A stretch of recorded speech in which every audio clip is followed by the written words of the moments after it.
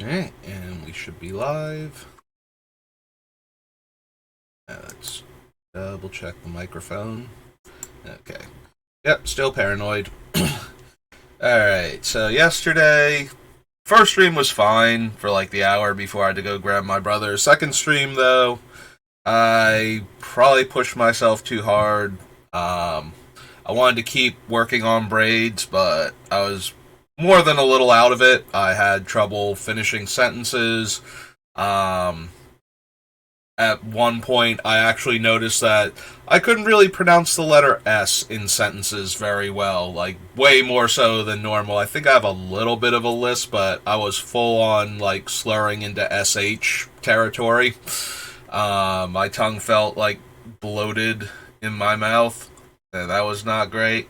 Yeah, I was just putting together a magic set. Like I spent a few hours putting Dominaria United like physical cards into binders, staring at the tiny text, and to read the card number at the bottom to make sure that like they're alphabetical. But if you're missing a card and you don't have the card list in front of you, which I don't. I could set it up in my room. Like, it's not like I don't have enough electronic devices that can connect to the internet there. But I'm just used to, like, no, just check the number at the bottom and put it in the thing. So, yeah, I was having not the best day yesterday. I think that was my second worst stream after the didn't realize the microphone had come undone from the computer and that it was no longer recording, and I did like a 4-hour video with no audio for the grand finale of my first deck build. That was that was very depressing. But yeah, yesterday was better than that, I guess, but not by much. So we got Braids down to 202 cards, so crossed off roughly 100 cards out of the 250 some odd cards we needed, so got some more water. So hopefully I'm doing a bit better today, but yeah, I didn't really notice how out of it I was until it started adding up. And I was able to refocus a little bit, like get some work done on it, pull myself together, but I still feel like about 40-ish minutes of that one video was like, I don't do anything. Like, I don't do drugs. I almost never drink, and I certainly was not drinking yesterday. But you would not know that from how incoherent I think I was yesterday for part of that. Like, it just drained me super hard, and I was not at all coherent for a lot of that. Like, you notice how I pause a little bit, and then I actually finish the sentence? I just trailed off, like, dozens of times. It was really bad. Alright. We did work on the removal a bit, cutting down some of the more expensive bits of removal. While I wasn't articulating it very well, I'm still okay with the actual decisions I made for the deck, like cutting the more expensive mass removal and the targeted removal. Like, we got rid of In Garrick's Wake and Blood on the Snow, and also things like Vraska's Contempt and Silence the Believers. So that way we would make room for some of the cheaper interaction or the broader interaction. One of the cuts that I'm still a little questioning is the Go for the Throat. That's probably the strongest one that I cut. 2 mana, no other penalty, cannot target artifact creatures. And I went with the Infernal Grasp over it. Like, I gave the nod to that just because sometimes you do need to kill specifically an artifact creature, and Infernal Grasp 2 life is not nothing even in Commander, but especially with the other life payments that I have in the deck, like, it's not so much that the 2 life is a thing, it's that it's 2 more life added on to all of the other things I have that are hemorrhaging life in order to do this, because we are a black deck, and life is definitely a resource in Magic, but we are paying an awful lot of it, and we only have a few things that are letting us get it back in any meaningful way. So, yeah, Shieldred might stay in the deck just for that. Like, Yeah, we've got, like, Withering Boon is losing us life. I still have, what is it? We have Necropotence, Phyrexian Arena, and Underworld connections. And Block Market connections for that matter. Like, all of those are guaranteed to lose us life constantly, and can give us, like, the last one can give us card advantage, or it can just give us artifact mana to ramp with. Or both. You know, why limit ourselves? But yeah, we have a lot of things that will take little chunks of life here and there, and some things that will constantly drain us. So we might need things like Sheoldred in the deck just to offset that, so that way we can afford to keep paying life. Blah. And um, I'm at Possessed Portal now, and Possessed Portal does not let us actually draw cards. So right as I'm saying, I mean, this thing is staying in. This is an excellent way to lock opponents out of the game, stopping them from being able to draw new cards while also making them either sacrifice cards or discard cards. And then we can chuck the Possessed Portal into Smokestack or even Descent into Madness once we've locked opponents out of enough draws. Yeah, we get ahead, we stay ahead, they fall behind, and they never recover. That's basically what this deck is trying to do. Like, whether or not we get to the point where it works, though, because we have to cut still, what is it, 140 cards, roughly? 142 cards? So, a lot of these just kind of need to go, and we're going to get down to only the absolute best. We did cut the Sphere of Resistance type cards, and some of the cost reduction for ourselves cards, too. We're leaving in the Nether Void, just because that one adds way too much, and if we can get ahead and then stick the Nether Void, nobody recovers from that. Like, we can get rid of the Smokestack. Opponents need 4 lands to cast their 1-drop, like 4 mana sources to cast their 1-drop, and we have a board presence. Yeah, we'll just tear through 3 other players, no problem at that point. Not no problem, but you know what I mean. Like, it's gonna be really hard. By the time we're through, like, the first 2, maybe the third one will have recovered enough to actually be doing stuff. But yeah, unless they can cheaply remove Nether Void from play. And even that's going to take a few turns. And that's assuming that we don't have enough going on where we can just leave Smokestack in play and keep feeding it, and then they can never recover. Which is ideally what we want to get to. We want Smokestack and or Descent into Madness to get to a point where we can keep feeding it, and it doesn't matter. Like, obviously we can only get like 2 or 3 counters on one of those permanents to be able to endlessly feed it, but 2 to 3 permanents getting attacked by Ulamog every turn without actually taking the damage still chews through all of your permanents very quickly.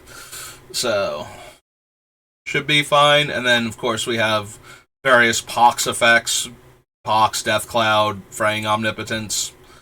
I cut all of the curses, because we need to make room, and getting rid of most of them was fine, and the ones that I kind of still wanted are, they're whatever at this point. Like, they're not doing enough, I feel like, and we needed room anyway.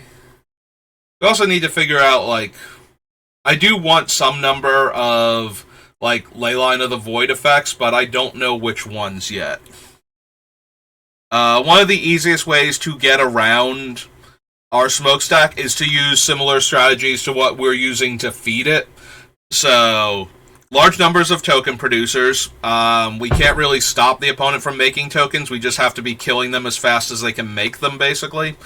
So that's one of the ways we get around that. The other one is recursive threats from the graveyard. Things that let them play, a Muldrotha really hampers our style with this deck. Being able to replay, one of each permanent type. So, but even things like the Gravecrawler and whatnot, where they keep coming back every turn to be able to be thrown under the bus for the Smokestack effects,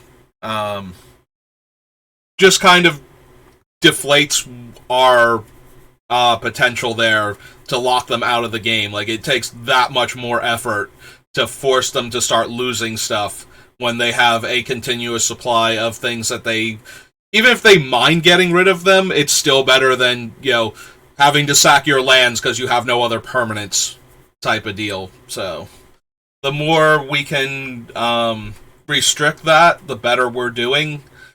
So having some level of graveyard, which we have to use the ones that don't affect us, though. So, which is basically what we have on the list. So we have Nether Void, not Nether Void, Leyline of the Void. Sorry, Nether Void is the one that's making everything cost more. Leyline of the Void is stopping graveyards, and that one's almost definitely gonna make it. But we probably want one or two of the other ones, and we'll probably still leave in the Grave Robber. Just, we won't always have one of the continuous effects going, or stuff might have made into the graveyard before then.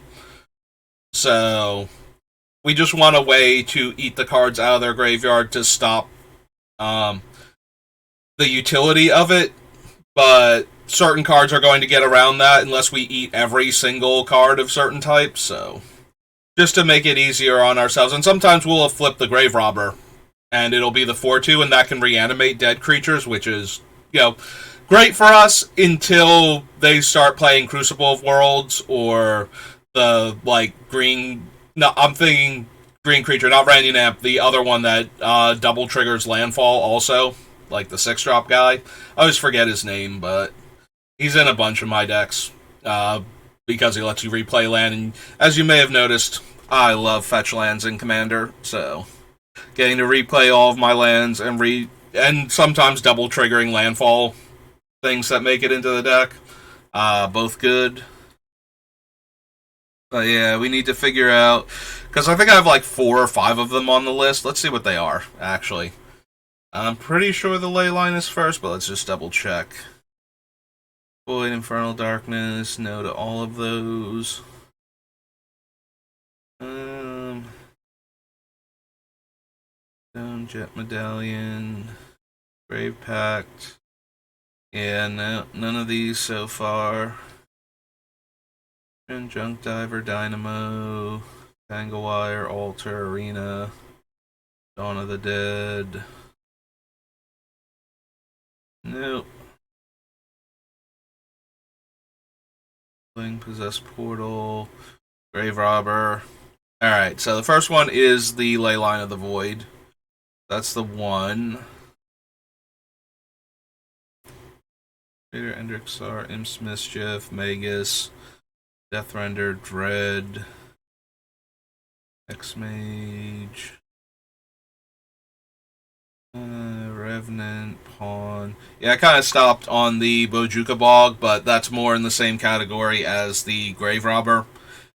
It's a one-shot, but it gets rid of their current graveyard, so that way things that made it in there before we got one of the Leyline effects into play can be dealt with, just in case they're hiding stuff there for later. Something they can pull back when they need it. Cage Sun, Hex Parasite, Goldred, Liliana, Grave Crawler.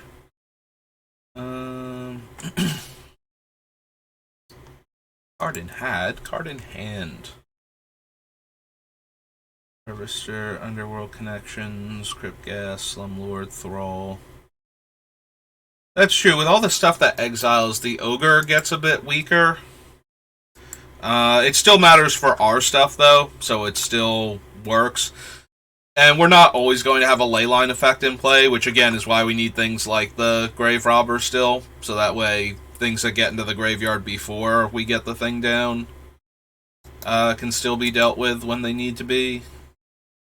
Dictate, Blood-Soaked, Haruspex, Sower. Sower does do a lot of work, though, with those things. If we can destroy any number of lands, which we should be able to with what we're trying to accomplish, like getting the lands into exile and then stealing all the lands back. I do have to triple check the Herald of Leshrac, make sure he doesn't give back lands I've stolen in other ways, not just the lands he's taken, because that might be a thing. Alright, so there's Kalidas. Kalidas is only creatures, but he is like, creatures are one of the main things I want to be able to do this with, but things like Drown Yard Temple, and, again, opposing Crucible of Worlds effects, still can get around a counter or two on our smokestacks very well. So I don't want to not have ways to exile the other cards. No to all of these. Azaketh, Revel in Riches, Thematic Compass, Vampire, Plunder, no. Reaper, Gutter Bones, Statue, Karn, Bastion, Lily, Conrad, Feed the Swarm, nope. I know we have at least two. Oh, Draugr Necromancer. He is creature, right? I put non-token, so I'm 99% sure he's creature. Oops. I want a duplicate tab, not a new tab. So, Draugr Necromancer.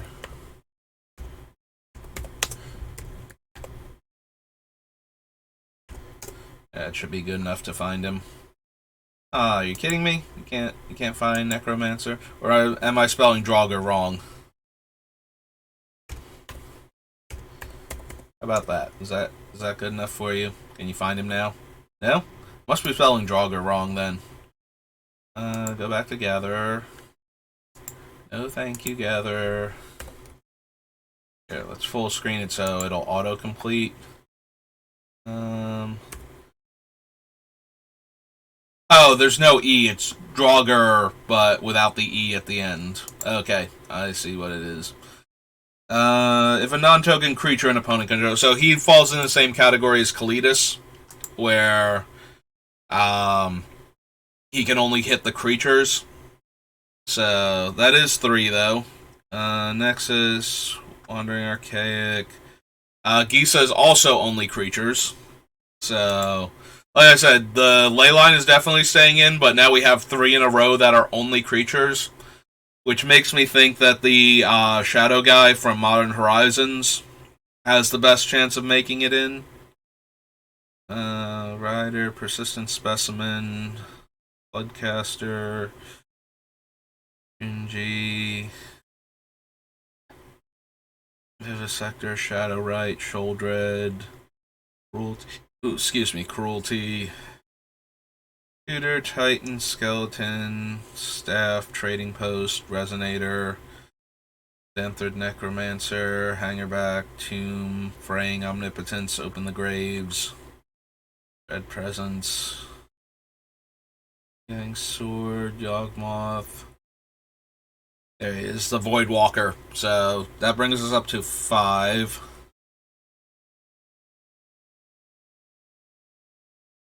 Yeah, Voidwalker is any card, so Voidwalker's like the strong number 2 right now, so we can probably cut one of them at the very least.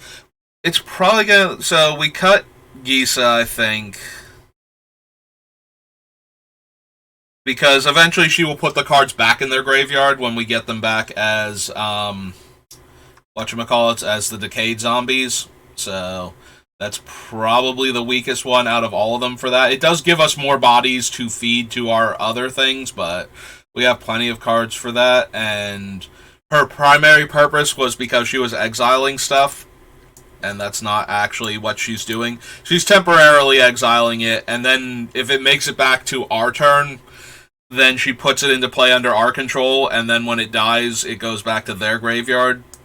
So it's not actually doing the thing that the other ones are doing. I feel like we should definitely cut either Draugr or Kalidas also, possibly both of them, but right now, definitely one of them. So Draugr lets us cast the creatures that get exiled if we want to. Like, if there's not a way they can get them back. Like, if we exile something, like, let's say they're Bloodghast, just for example, because we have it on the list, and I'm trying to think of cards that come back. So we exile their Bloodghast with Draugr Necromancer. There's nothing making us cast it, The only tiny thing that's a problem with it is opposing Draugr Necromancers. If somebody else also has one of these things, they can also cast creatures that have been exiled with ice counters on them that are controlled by their opponent. So, if player A has lost the Bloodghast, and player B and I both have Draugr Necromancer, even though I don't want to cast it from exile and give it back to them, put it into play where they could potentially get it back again into their graveyard and keep recycling it.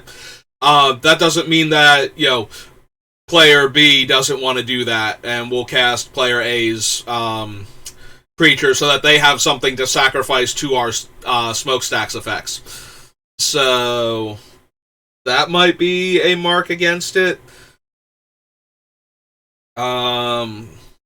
At the same time, it does give us access to the creatures that we don't care if they come back and then go to the opponent's graveyard properly afterwards, but we do get to pick and choose. Like, again, we don't have to cast the ones we don't want going to the graveyard, or going back to the graveyard and staying there to be reused later on.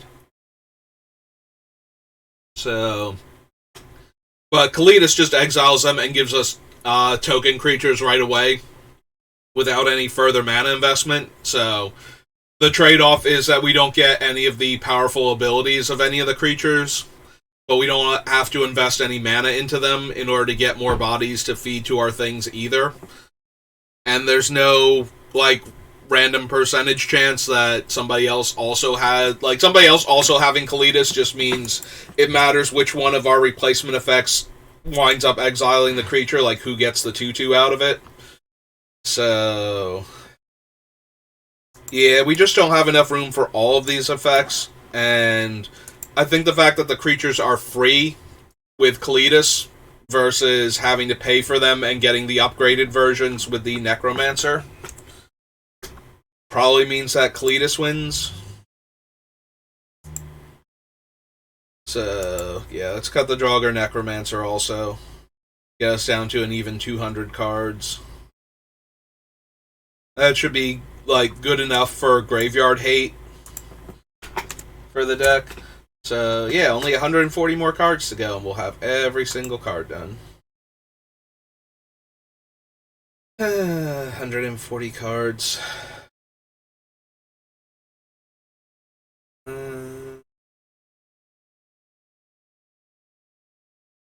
Can't help but feel like we're going to have to cut some number of the subcategories of effects that we have in here, maybe the counter removal from our permanents, maybe the we might have to cut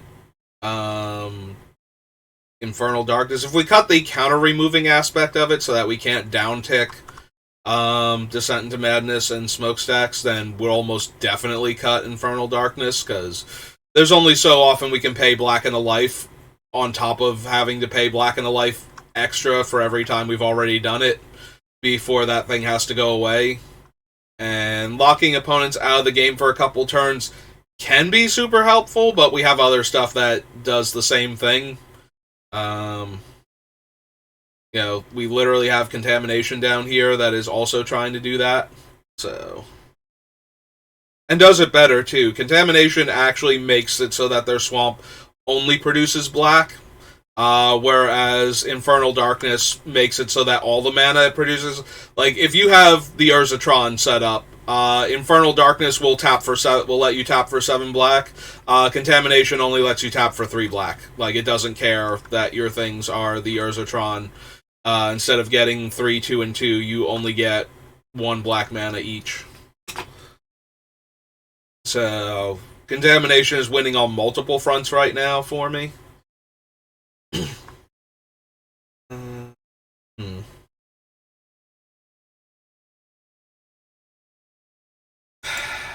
I always put Yawgmoth's Will in my black decks, to start off with, because even a value will can be pretty potent, even if you're not comboing off, but we need room for stuff, and we are putting some amount of strain. Like, we have a bunch of cards to mitigate the strain we're putting on ourselves with our own effects.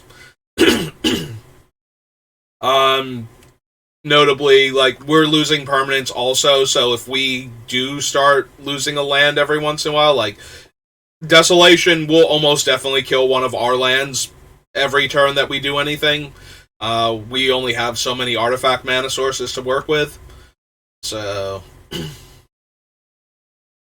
But, yeah, we'll overtax our own stuff from time to time, and Yawgmoth's Will requires us to have access to a decent amount of mana in order to do its thing, when it's a value will as opposed to a combo piece will.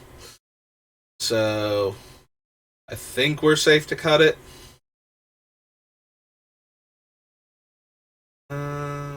Maybe I do need to check our artifact mana sources, see how many things we have, so that way we know which ones to cut. Because we have a bunch of artifact mana, and then we have a handful. We have Journeyer's Kite and the flip one from Ixalan, the Spires of Orazca one. So those can both get us lands to make sure we hit our land drops and are making permanents. Well, not making, because neither of them puts it into play, but making sure that we hit our land drops so we have more permanents for the other effects.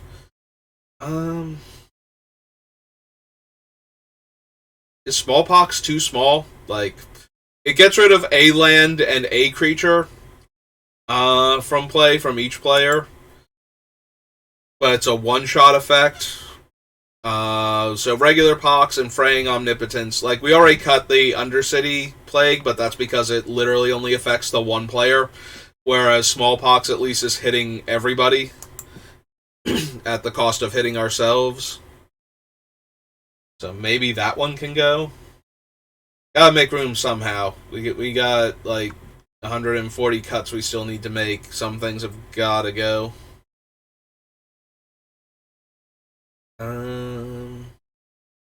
Definitely want to keep Expedition Map. Almost definitely want to keep Vampire Hexmage. Out of all of the counter removal creatures, Hexmage has the best chance of being able to do it. Like, this one and Hex Parasite can both hit them right when we need to.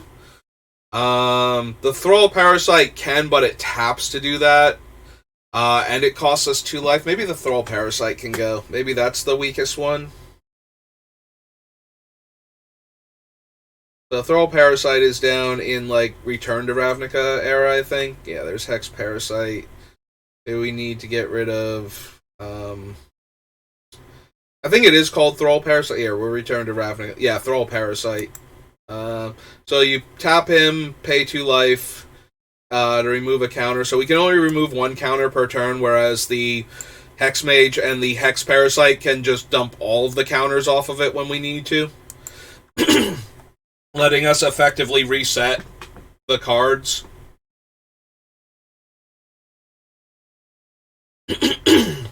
Excuse me. I'll clear my throat eventually, don't worry. In the meantime, let's keep going. Yeah, we have ways to proliferate the counters, and we have ways to remove the counters. If we can ever get to the point where we're doing both, you know, especially with Smokestacks itself, like Descent into Madness always happens for everybody at once and always has the counter. That's why people don't like it anywhere near as much as Smokestacks. But being able to take all the counters back off of it and then just exiling it to itself later on is perfectly valid.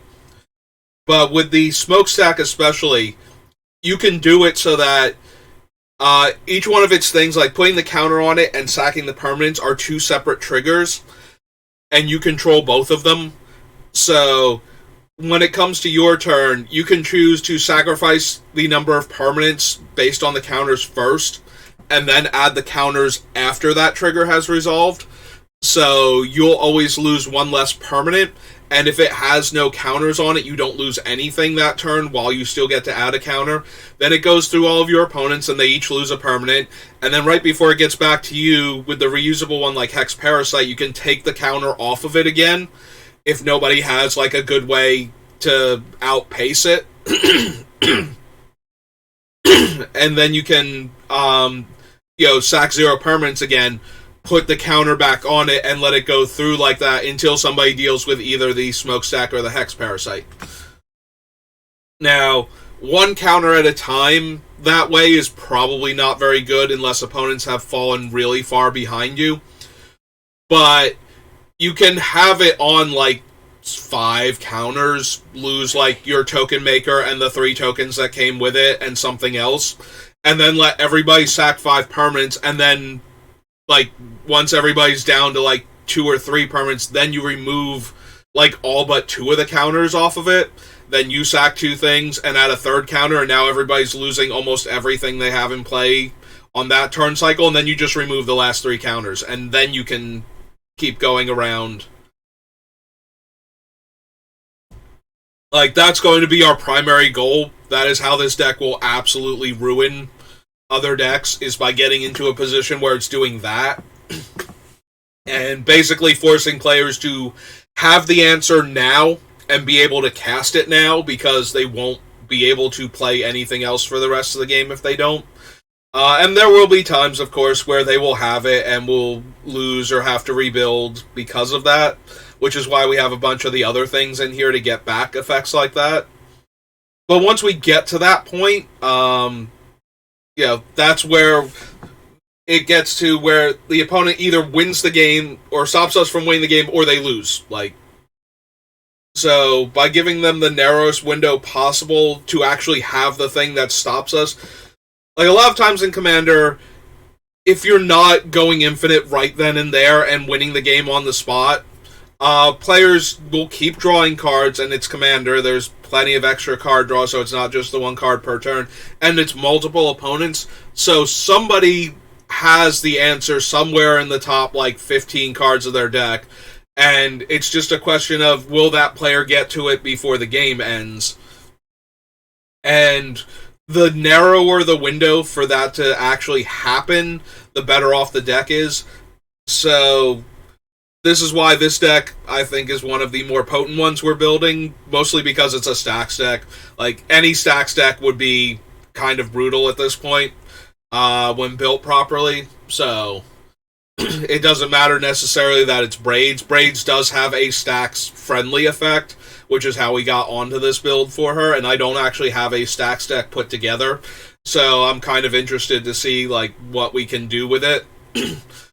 Maybe someday I'll build a stacks deck that's multiple colors, so that way we get a few more of the other things that could positively interact with Smokestacks and or Maddening Descent, so that way we get more ways to remove the counters when we don't want it to do the thing, and more ways to add the counters when we do. But right now we have Braids, and that's what we're working on, so I kind of want to do the best stacks deck I can with her. Like I said, she does have a very stacks-friendly effect. It would probably be a lot more potent of a deck if it were Tegrid, if I'm being completely honest. But Tegrid is just such an obscenely powerful commander to begin with that's going to be true for a lot of mono-black decks that include any kind of sacrifice or discard sub-theme, or even primary theme. It's just going to be an abject misery for other players to play against. So we'll tone it down slightly by having Braids be the commander. But other than that, we're going to make a pretty mean deck here, I think. Yeah, when I was starting to build her, I didn't intend her to be one of the meaner decks, but that kind of happens. I had the same issue with Tasigur. When I built Tasigur, I thought he was going to be, as opposed to, my Tier 1 control combo deck, I thought he was going to be more Tier 2, and then I played with him a bit, and I was like, this guy's way too mean and powerful. Just with what I have in here, it's ruining other players' games. So, the people I was playing against at the time. So, let me either pull him apart, which I didn't want to do, or let me just up the ante and push him closer to, Nin's power level, since Nin is my blue-red combo deck. And so, when my brother and I are waiting for events, sometimes we'll play Nin versus Tasigur because, they can actually play against each other. Nin does play more powerfully than Tasigur. Like, Tasigur is a more grindy card advantage engine, while Nin just tries to assemble her combo and back it up with counterspells.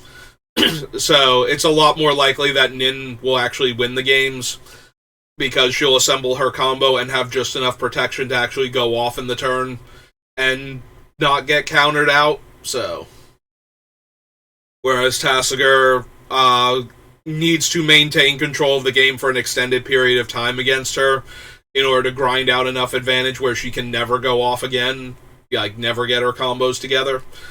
So it does tend to favor Nin over Tasigur because of the way the two decks work, but Tasigur can still actually throw down with her, where a lot of my other decks just kind of fold to her counter your things and then combo off now that you didn't win the game.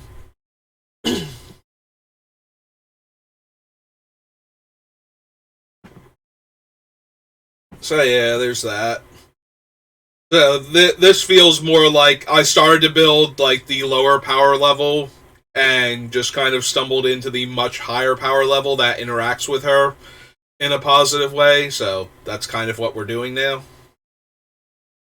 Alright, so we took out Yawgmoth's Will and Thrall Parasite. That was a whole lot of long-winded rambling to get to the two cards that we got rid of. Alright. Yeah, we, powered through card selection so quickly with this, and now the actual deck construction, trying to figure out which are the worst cards. Alright, so again, similarly to putting all of the destruction spells down, if you watch any of my other videos, you know I tend to do this, so we should probably do the mana rocks, and I think we should do the token producers too at some point. So let's do the mana producers, like our rocks and whatnot. I might include the kite and the thematic compass. There's charcoal diamond. For the same reason, and possibly the medallion. Yeah, maybe the medallion should be on this list too. Since we're mono black, it is functionally adding mana based on the number of spells we want to cast that are black each turn. So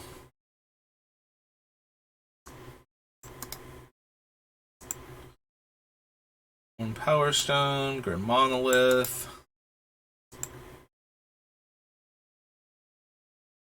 Attrition, Junk Diver, Thran Dynamo. I'm hesitant to add cards, but with the power level that we actually have for this deck, I'm wondering if I want to add Mana Vault and the other one, Mana Crypt, to this to power out some of the earlier things, so that way we can get, if we could get Smokestack online faster, that's probably worth considering. I'm going to add Black Market. It is in here to produce mana. Phyrexian Altar and Ashnod's Altar are in here to combo off with Nim Deathmantle mostly, and possibly Deathrender. Sacrifice the creature to get another creature into play. So we need sack outlets that let us do it when we need to, as opposed to always during our upkeep. It also lets us sacrifice the creatures that Dawn of the Dead makes. So that way if we don't stack it, so that way we immediately sack the creature to, what's its name afterwards, Smokestacks and whatnot. Mutilate. I got distracted by my other card, so now I need to think about, what our non-land mana producers are. Yes, Corpse Harvester lets us get a swamp, but it's primarily in there to tutor up the combo-enabling zombies, like Rotlung Reanimator or Gravecrawler. And it does let us sacrifice a creature to do that, so again, if we have an effect that requires us to sacrifice the creature outside of our upkeep in order to get something that we needed out of it,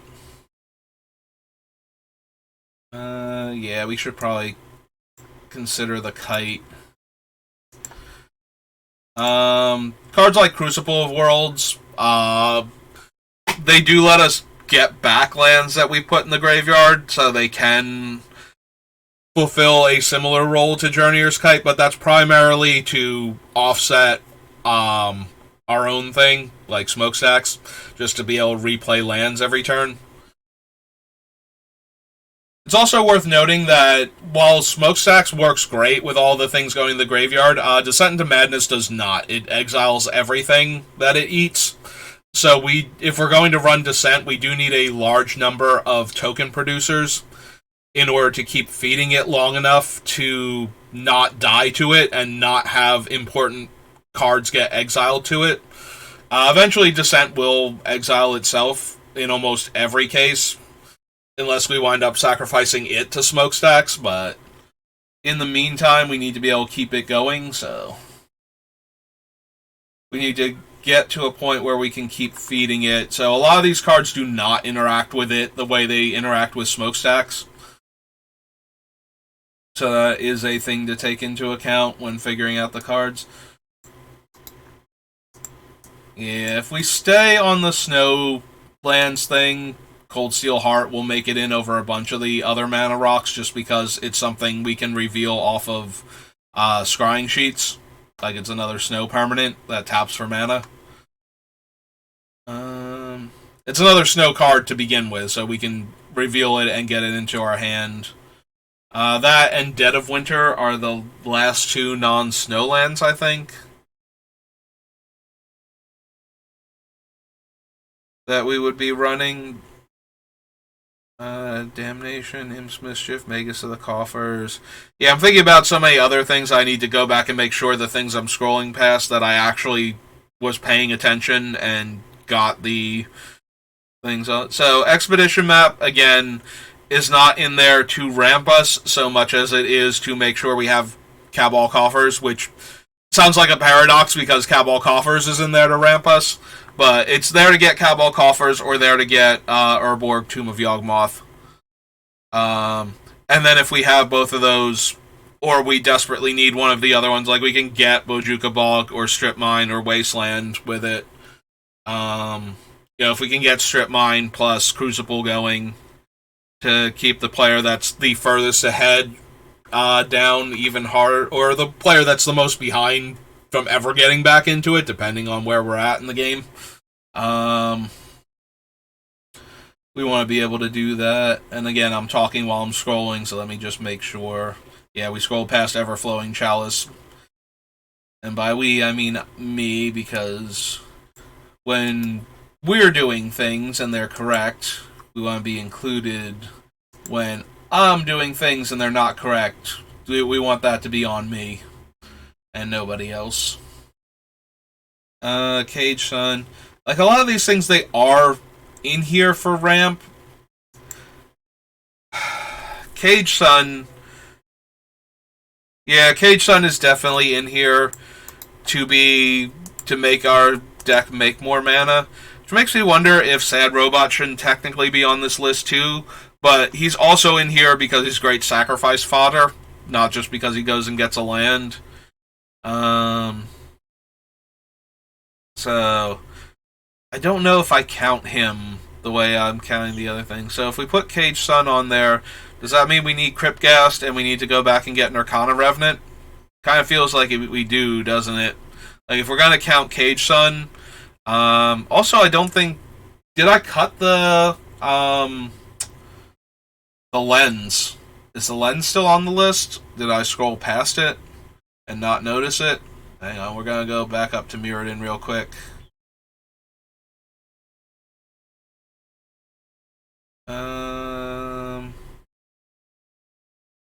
What's the Gilded Lotus, O-Stone, Power Conduit, Solemn, Death Cloud, Crucible, Possess.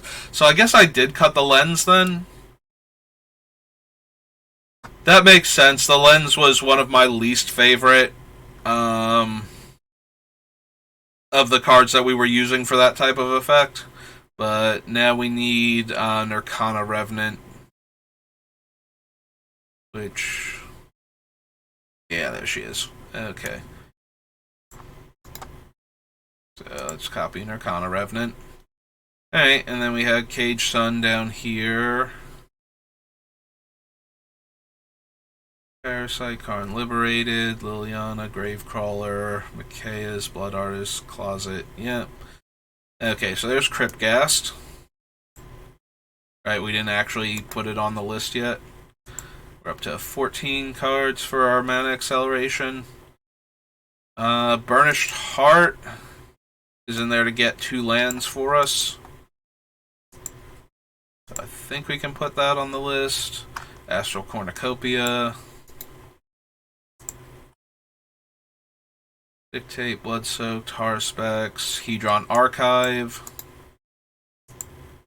Up to 17 now. Sifter, Diregraph. Cryptbreaker. Gearhulk, Weaponcraft, Workshop, Scrap Trawler, Tools. Revel in Riches. Yeah, Revel falls into the problem of it's more about making the permanents so that we have them to feed to our things than it is caring about the treasures as mana accelerants.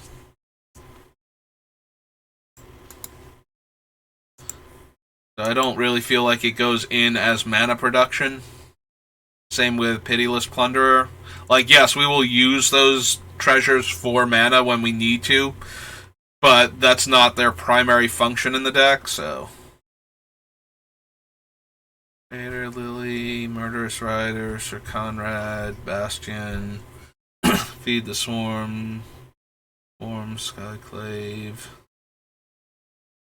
Infernal Grasp, Jadar, Eat Hook, Rider, Specimen. No to all of these. Grips Defiler.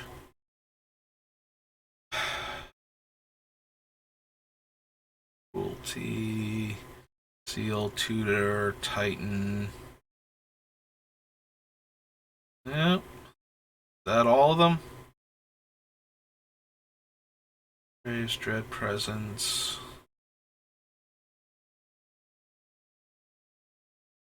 Fang Sword. Dogmoth. Voidwalker, Profane Tutor. Technically, the Sword of Hearth and Home is in there to ramp us also.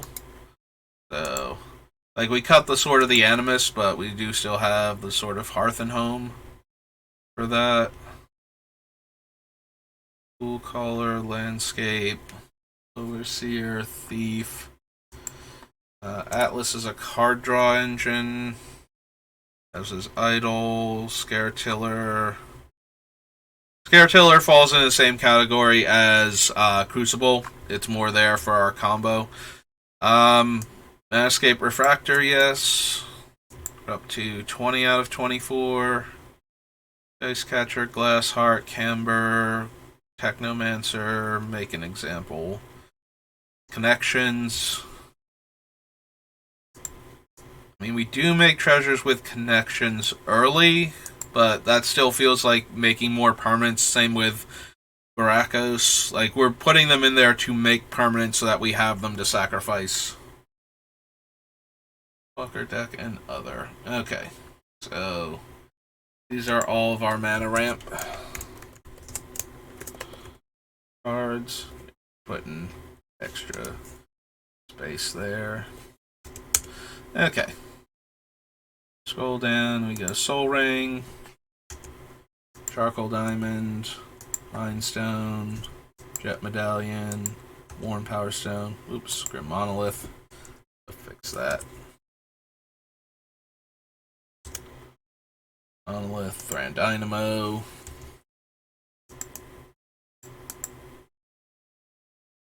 Black Market Connections, Journeyer's Kite, Cold Steel Heart, Everflowing Chalice. Alright, so we want Nirkana Revenant and then the Cage Sun. Cryptghast. Burnished Heart. Astral Cornucopia. Hedron Archive. Oh, did it again with Thematic Compass.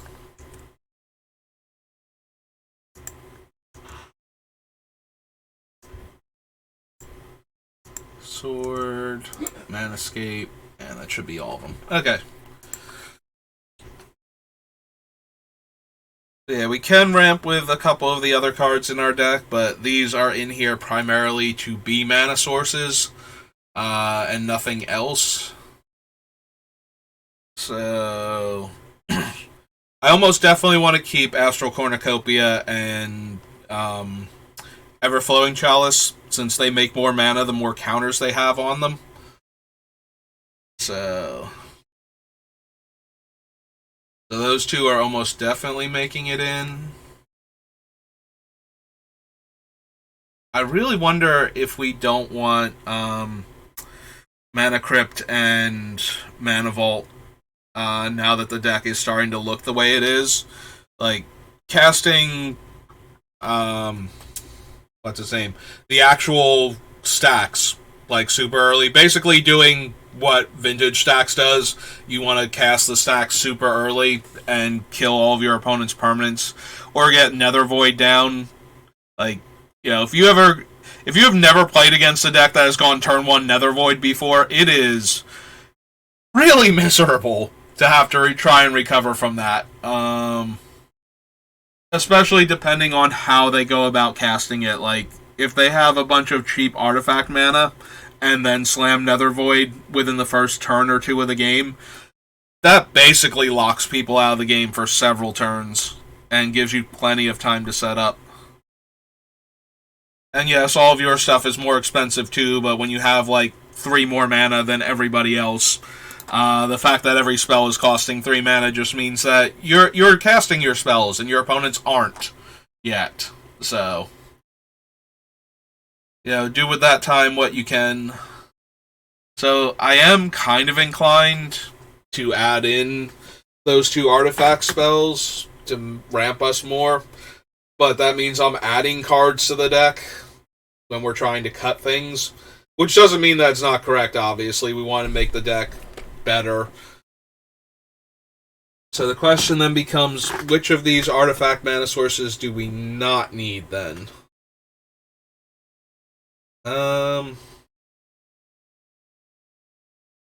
Alright, so I'm kind of inclined to cut Hedron Archive and Mindstone. They usually make it into the deck because they are ramp that you can then sacrifice later to draw cards. But our deck is already so hungry to sacrifice permanents to begin with. I feel like we're going to be less inclined to trade them for cards, which is one of their primary things. Like, Mindstone does come in untapped, which might still make it better than Charcoal Diamond, and in fact, Charcoal Diamond should be Arcane Signet before it should be Charcoal Diamond, which we don't have on the list because we didn't need the fixing originally. And Cold Steel Heart can get grabbed with the other thing, Scrying Sheets. So, yeah, the more I think about it, the more I think Charcoal Diamond is going to go. But I don't know if it should be replaced with Arcane Signet, let alone if it should be replaced with Mana Crypt and Mana Vault. Like, if it should go and one of those two should come in right now. I feel like those two almost definitely need to come into this deck at this point. Like, the deck is too mean to play against people that are playing casually enough where it doesn't deserve... Like, they don't deserve to get hit by stacks at all, let alone turn 2 stacks or turn 1 stacks. So, I'm starting to wonder if... we just need to build towards that now and take out some of the less effective cards against that sort of, like, things that aren't being mean enough now need to come out type of deal.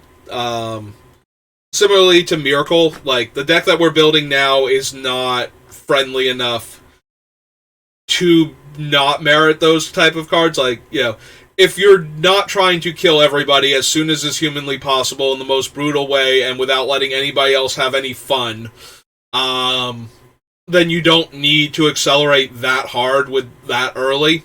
You just want to do your deck's cool trick while playing against other people that just want to do their deck's cool trick, and that's perfectly fine. Like, I actually prefer that a lot of the time when playing, but I also have everything, and I like to cram the best cards into a lot of decks, so once the deck starts to shape up to be something this mean-spirited, I feel way better about including the cards that will allow it to do that more efficiently.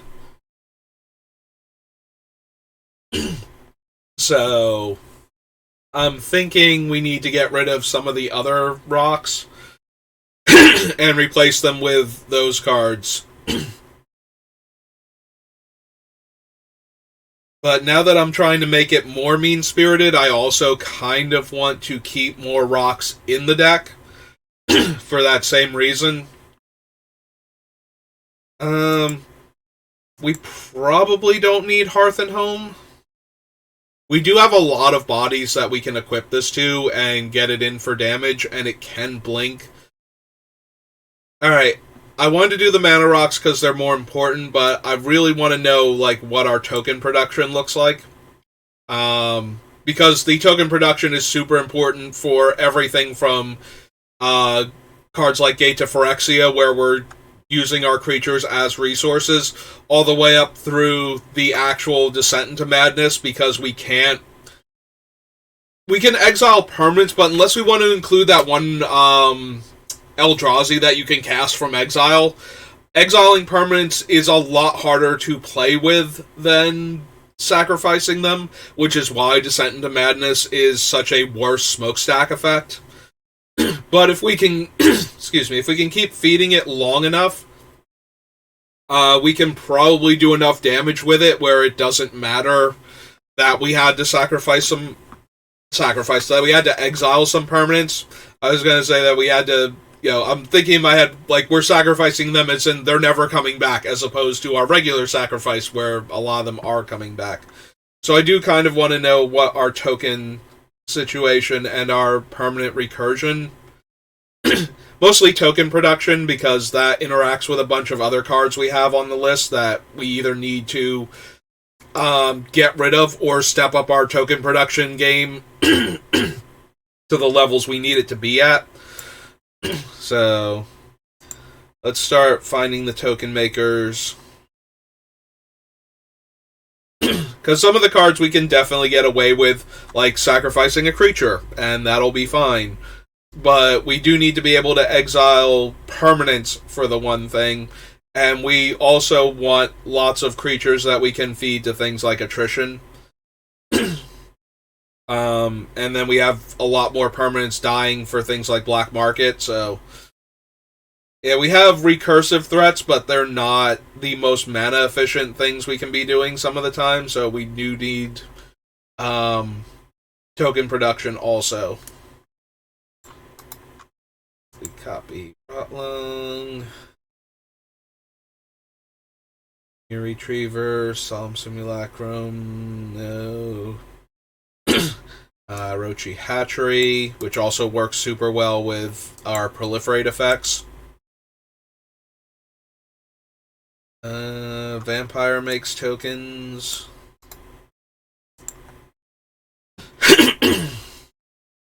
Endrixar, Nether Trader, Small... Oh, wait, Endrixar, yeah.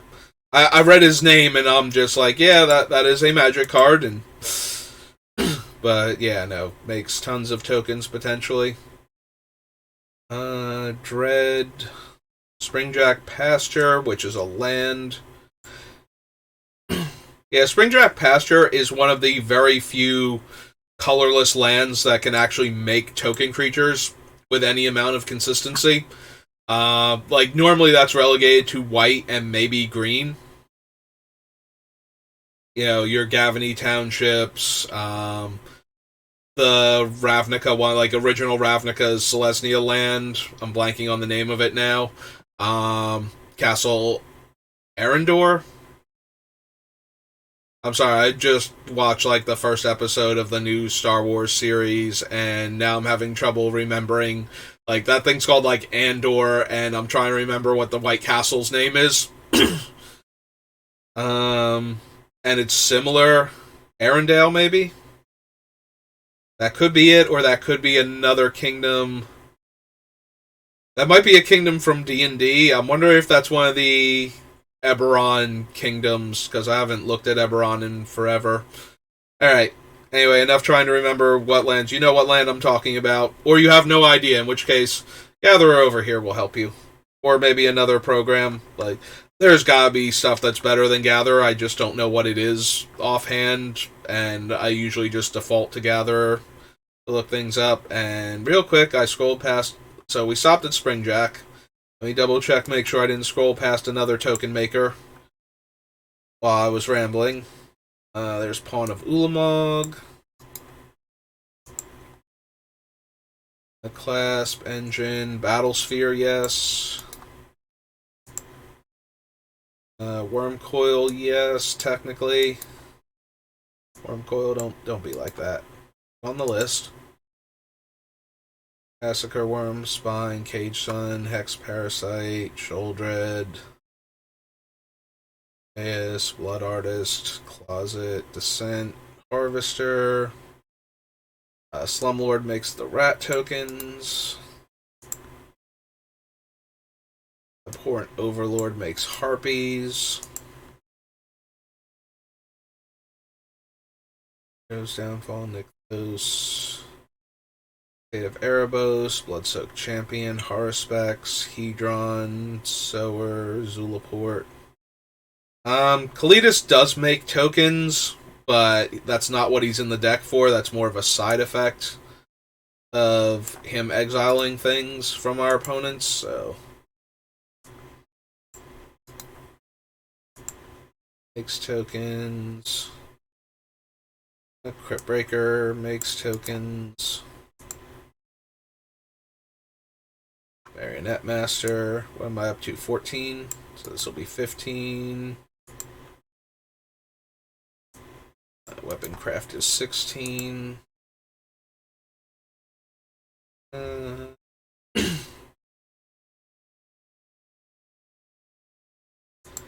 Rebel is 17.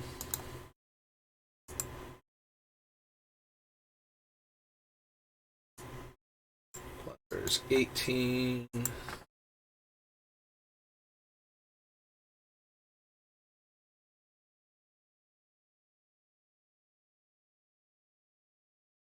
Yeah, Liliana's 19. Rider, Sir Conrad. Form, Shade. Lithoform Engine does make tokens, but that's not. Like, its primary thing is actually to copy the smokestacks triggers on the player that's super far ahead to catch them back up to where everybody else. Catch them back up to being as far behind as everybody else. Technically, Maskwood, yes, does make a token in addition to its other effects, and that is. The fact that it makes tokens is relevant to it. Like, if it did not make the tokens, it might still be in here, but I am concerned both for the token production and for the way it goes infinite with certain things. Jadar makes a token every turn. Archghoul, Headless Rider makes tokens. Specimen, Bloodcaster makes tokens. Up to 22, so this is 23.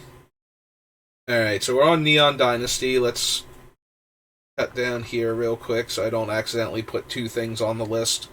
Alright, so. Escape Refractor. Alright, token makers.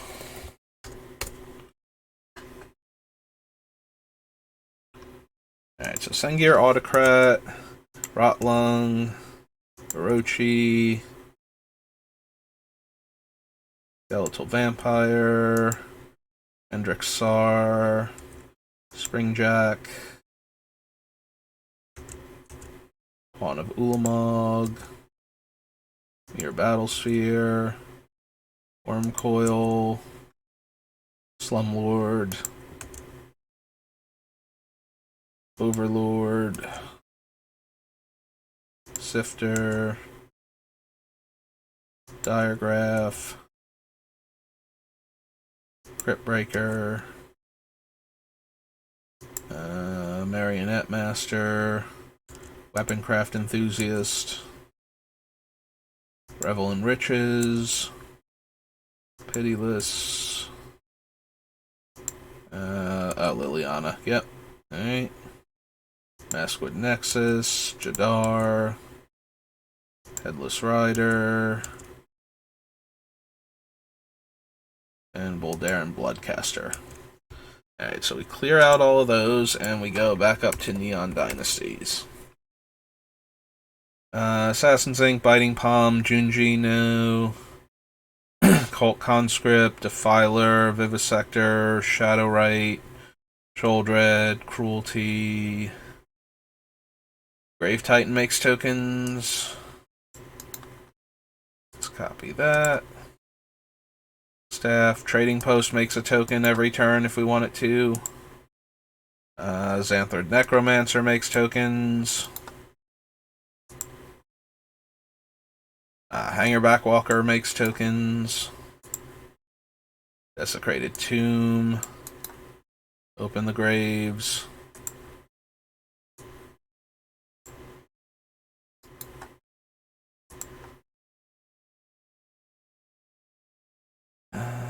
Dead of Winter. Sling-Gang Lieutenant makes tokens.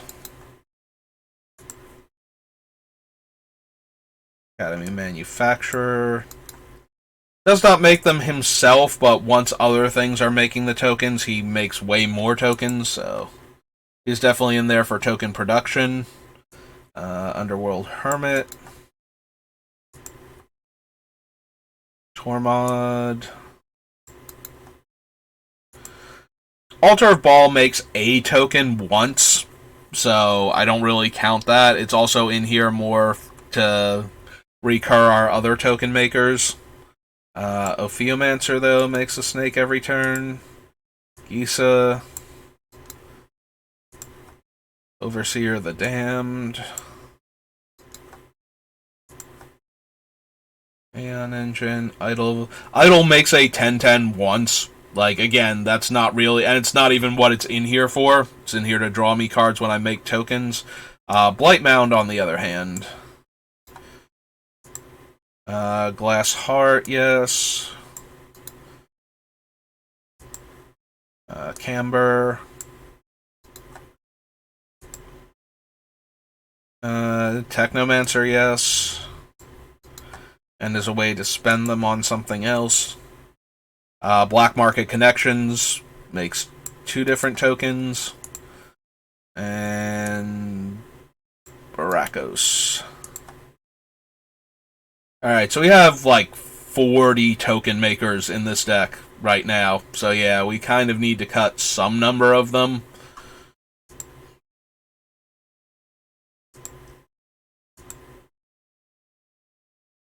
Nope, we did have more to do.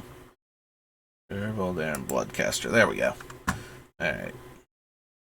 So, Trading Post, check. Yeah, I thought there was one below Trading Post that we couldn't quite see, and it's Grave Titan. Anything else below Grave Titan? Nope. Grave Titan, Trading Post, Xanthrid Necromancer. Hangerback. Desecrated Tombs. Open the Graves. Sling Gang. Assembly Worker. Oops. Underworld Hermit.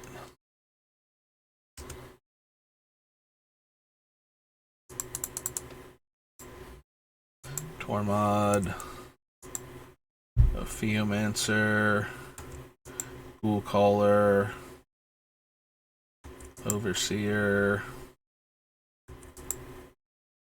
Light Mound. Glass Heart. Cambar.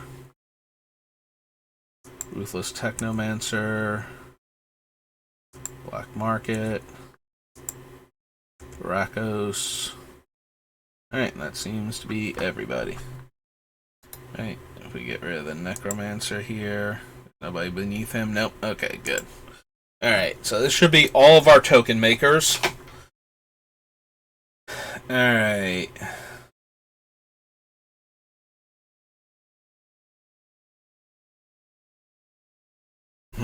Like, some number of these absolutely have to go. So the question then becomes which ones? Because we can't run all of them. There are way too many.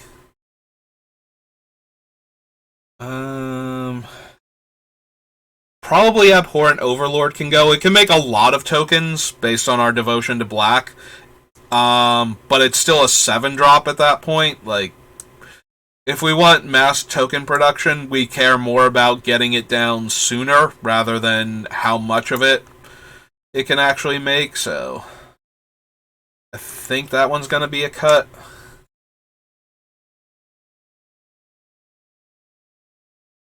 I'm disinclined to cut Crypt Breaker because we make a lot of zombie tokens. Like, a lot of our things are specifically zombies. So it'll be very easy to draw some extra cards with that also, even though the actual method of making the token is not great. And the additional cost of, like, 2 mana invested on top of discarding the card. It might actually be Weaponcraft Enthusiast. It is our cheapest way to make body and some tokens. So it's either him or Sengir Autocrat probably needs to go. The Autocrat might actually be the pick because it creates an extra layer of vulnerability on our tokens. Like, if we have the Autocrat in play and we make a bunch of Surf tokens, and the Autocrat dies before we get around to the upkeep to sacrifice things, then we won't have the tokens there either. Whereas if Weaponcraft Enthusiast gets exiled or, eats a removal spell otherwise, but they don't wrath the board, we would still have the 1/1 servo tokens. So I think we can cut him out of the two.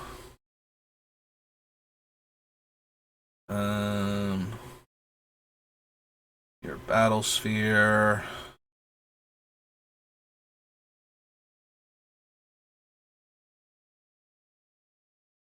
Mere Battlesphere is in danger of going the same way Abhorrent Overlord was. The only reason for the Battlesphere to stay in is that if things are going wrong, Abhorrent Overlord only makes 2 creatures guaranteed, and then he makes you sacrifice a creature on your upkeep to him. Whereas the worst case scenario for the Battlesphere is the same fail state. Like, if it's castable, it's 4 bodies added on to the battle ball itself. So in that case, it's easier to know exactly what we're going to have when we cast it. Like, Abhorrent Overlord could very easily make 4 or 6 or even 10 harpies if we're, like, crushing it. But if we're crushing it, then we don't necessarily need him. We just need anything that's making a bunch of bodies. Like, and the Mere Battlesphere and the Abhorrent Overlord, like, the Mere Battlesphere attacking does 4 damage by tapping the Mere regardless, and then attacks for, like, 8 power. Whereas this is a 6/6 flyer, so it's more likely to connect, but it's also less damage potential than the Battle Ball is consistently. That's just consistently. Like, obviously the Abhorrent Overlord can way outperform Battle Ball in certain circumstances, but I think if you're outperforming Battle Ball that well, then you were already winning type of deal. Whereas if you're really behind but you have a bunch of mana, the Battlesphere makes more of an army and does not eat its own army afterwards or kill itself to avoid eating the rest of them later on. So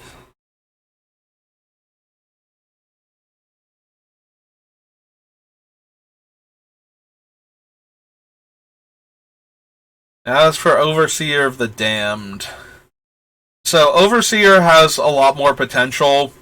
It is also a 7 mana flying demon, and it's a little bit smaller. It does get to kill a creature when it comes in. And and it gives us a token every time one of our opponent's creatures dies. Which means if they're comboing, if they have a like heavy sacrifice or combo deck, and they don't go off on that turn, like they can't just keep sacking their things unless they're trying to go off and fizzle, because then we get a ton of creatures. I don't know if that's good enough though, and we don't have a ton of room in this deck, and we need to cut token makers, so maybe. Like, originally Overseer was in here because every time our opponent's stuff dies, we get a 2/2. And that seems pretty decent. You know, like, I want the things that once they're in play, they just keep making tokens without any further mana investment, because that's how you generate tons of value with this deck and potentially win without combo killing necessarily. You know, like, if we sacrifice one of our creatures to attrition, and it goes to the graveyard, and we get a 2/2 zombie from the Open the Graves, and killing the opponent's creature gives us another tap 2/2 zombie from Overseer, and then, you know, we get a pest off of the Blight Mat. Like, with the passive effects of our stuff dying and our opponent's stuff dying, we can make more, like, we can turn one creature into, like, 2 or 5 or 8 creatures, you know, realistically, with this deck, depending on where it's at. Or permanence anyway, you know, Kambar. Any creature dies, I gain a life and get a blood token, so sacrificing our creature and killing their creature gives us 2 life and 2 blood tokens. So in that regard, we can really rack up lots of tokens because of the passives on all of these cards that aren't limited to once per turn. So I want to keep effects like that in here, but at the same time it's 7 mana and we need cuts. So by the time we get to the point where that thing matters, it might not matter. You know, very similarly to Abhorrent Overlord, where it's like, yes, we can make like 7-8 tokens, but if we're doing that, we were winning anyway, and if we're not doing that, it does have the added ability that we get to kill a creature also, so that's not nothing, certainly, but...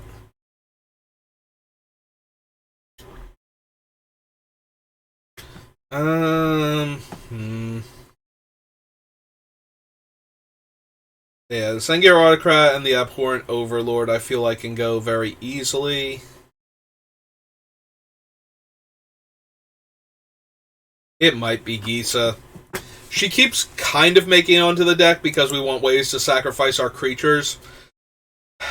She can make a lot of bodies, though, and she works really well with things like Dawn of the Dead, where we put the creature into play and we need to kill it at some point in time during our own turn so it doesn't get exiled, and if she sacrifices it, that's a lot of bodies for our other effects that need fodder.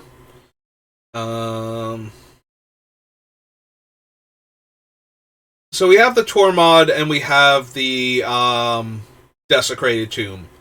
And they serve a similar purpose. Whenever a creature leaves the graveyard, leaves our graveyard specifically, for any reason, like, doesn't matter where it wandered off to, we get a 2/2 zombie from Tormod and a 1/1 flying bat from the Tomb. So the things that we have that easily leave the graveyard, we have like the Gravecrawler, the Bloodsoaked Champion, the Persistent Specimen, the Conscript. There's also the Reassembling Skeleton. So we have, I've just named 6 creatures, I believe. At least 5. I think we were up to 6, though. Where they naturally can come back from the graveyard, which will trigger those.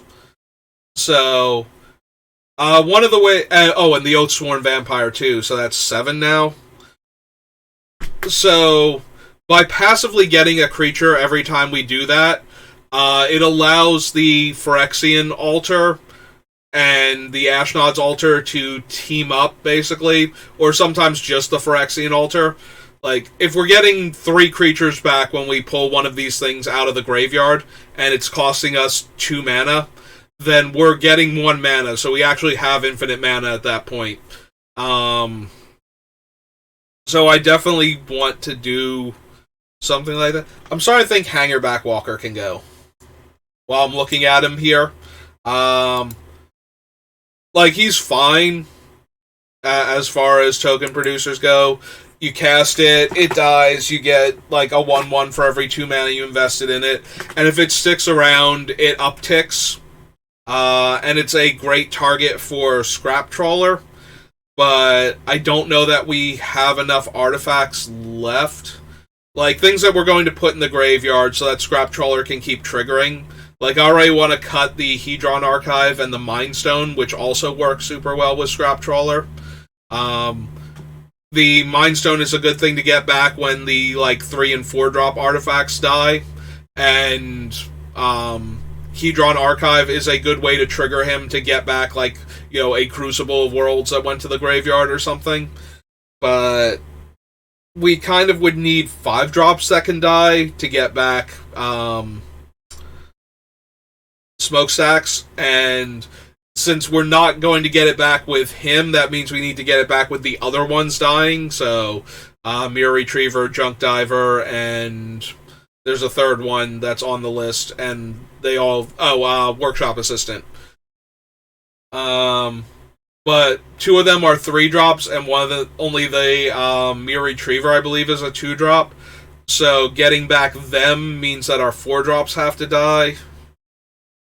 So unless it actually is Smokestack dying so we can get back one of the 3 drops to get back Smokestack, which is kind of funny and is something we could definitely do. I feel like, though, the Scrap Trawler is like devoting a little too much deck space with cards like Hangerback Walker and all the other things that we're cutting, so he's probably going to go also. So... And Hangerback Walker itself is not super impressive in this deck compared to some of the other things.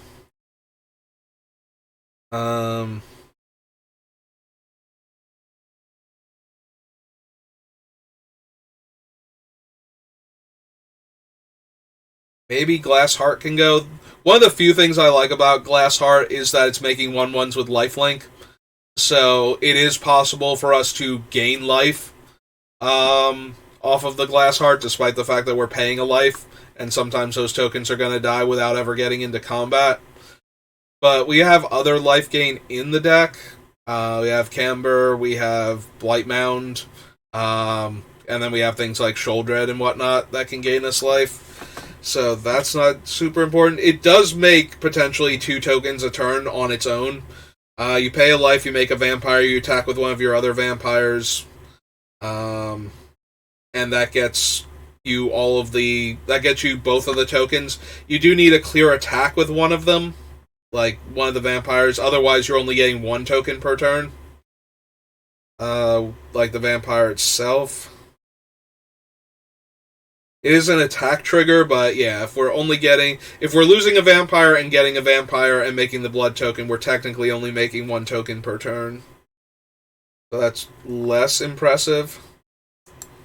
We do have a handful of other vampires, though, that might have cleaner attacks to get the art to make blood tokens.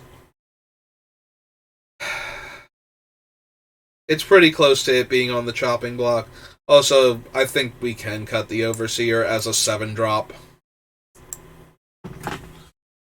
Like, by the time it's doing its thing, we should already have the game close enough to locked up where it doesn't need to be like him, it can be something more mana efficient. That's giving us our extra tokens that we need to either push through for damage and win, or finish the game off. Or, you know, have enough bodies to lock down everything and keep sacrificing permanents.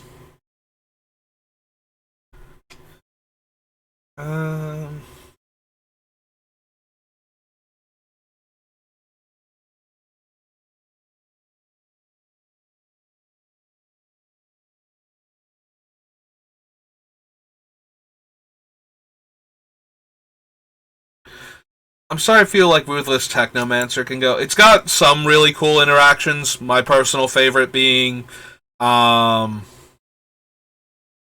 Like, if we can sacrifice one treasure token and get back the other one that's on the list, she's up here. The 1/3 that when our artifacts die, they lose life equal to her power. I'm blanking super hard on her name right now. Marionette Master. Um, so there's her. Weaponcraft Enthusiast is a 0 power creature that we can get back that brings 2 artifacts with it. X can't be 0, but we can certainly pay X's 1 and sacrifice one of his tokens to get him back. So, what other low power creatures do we have that are really good to get back? Like, a lot of them are going to be on this list because they just make. Like, the Sengir Autocrat was 2 and he makes 3 bodies, but we're still going to cut him, I think. So, what other ones do we have that we can get back relatively easily? Skeletal Vampire is 3 power, so we would be trading 3 bodies for 3 bodies. Endrick Sar is 2 power.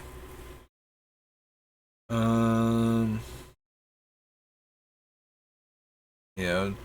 Wormcoil, Ogre Slumlord, probably not.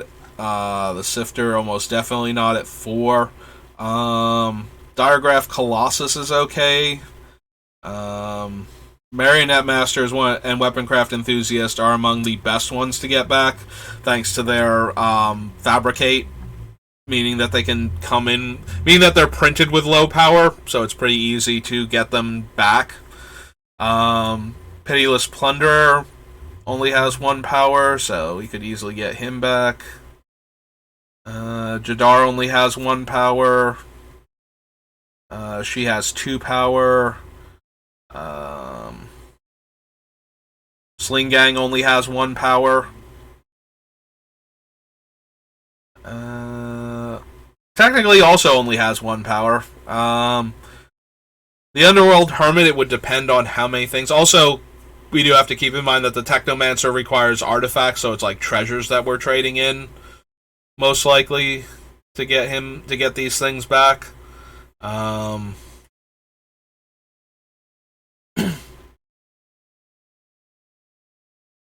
Gambar has 3 power, so that's a bit much. And Barakos has 2 power.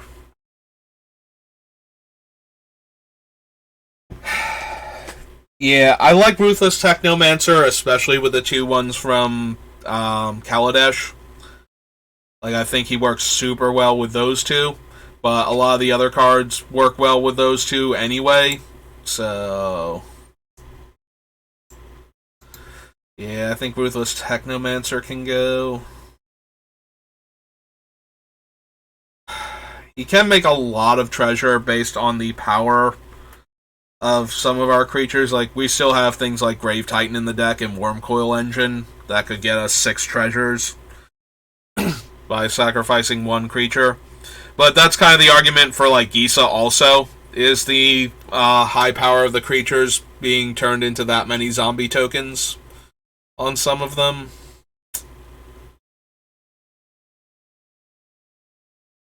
Eh. Nah, I think Ruthless Technomancer can go. Yeah,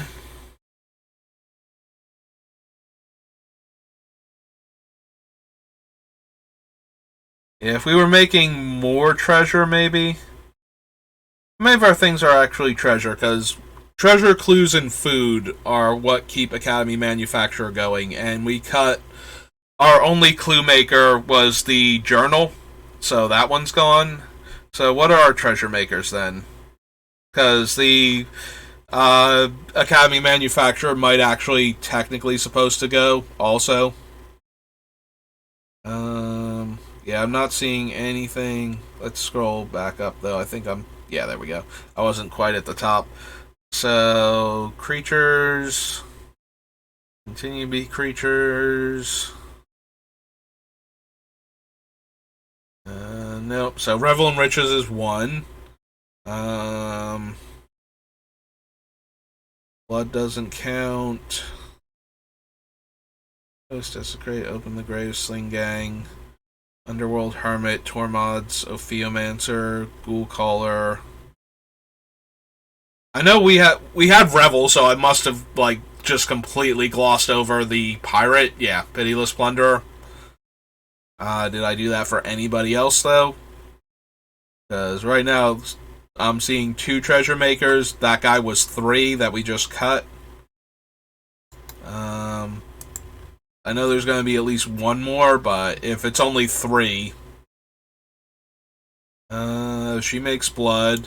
And the connections, okay, and Baracco, so that's only 4 things that can make treasure. So yeah, the Academy manufacturer can go. I thought we had a few more treasure makers than that, and I think that we did, and we wound up cutting them, so.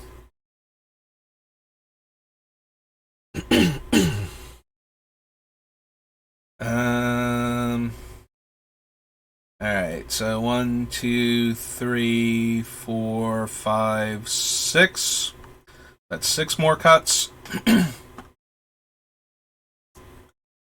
Alright, so that brings us down to 192. Alright, it's a little bit early for me, but I do have some other things I want to do before I go to work. So I think I'm going to cut it, like, right here. How long have I been up? Not that that's going to stop me, but I do want to make sure. Hour and a half. Alright, it's a little light for me, but yeah, I've got a few other things I want to do before I go to work. So that leaves me with all of like 30 to 40 minutes worth of time, so yeah. Alright, we're going to cut it off here before I get too rambly, and I'm going to go get ready for work, so thanks for watching, and I'll see you next time. Have a good rest of your day.